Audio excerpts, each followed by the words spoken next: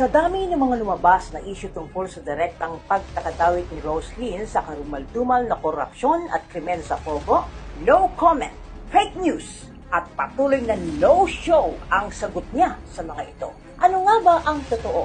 Simulan natin sa Paili Holdings Corporation.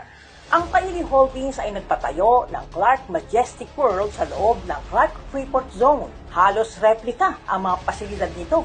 Ang mga na-raid na Pogo sa Porac at sa Pogo ni Alice Guo. Ito rin ang naging kutak at dito na aresto ang ilang Chinese nationals na suspect sa kidnapping incidents ng mga kapwa foreigner.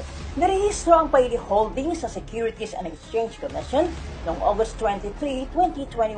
Sa kanilang Articles of Incorporation, ang Paili ay may intensyong mamuhunan, bumili, at magbenta ng iba't ibang investment tulad ng real estate. Kasama si Roslyn sa mga nakalistang incorporator ng korporasyong ito, pati na ang asawa nitong si Wei Xiongling alias Alan Lim at si Hong Ming Yang o mas kilala bilang si Michael Yang. Kabilang din sina Roslyn, Alan Lim at Michael Yang sa mga itinalagang direktor ng kumpanya na mayroong kapital na 800 million pesos. Ayon sa kanilang SEC registration, mayroong 25% share si Roslyn sa naturang korporasyon. Ibig sabihin, mayroon siyang ipinuhunang mahigit kumulang 200 million pesos mula sa Parmali, Shabu at Pogo Money. Pareho namang may 90 million pesos subscribe amount ang kanyang asawa na si Alan Lim, gayon din si Michael Yang. Pirmado ang dokumento ito ni na Michael Yang at Roslyn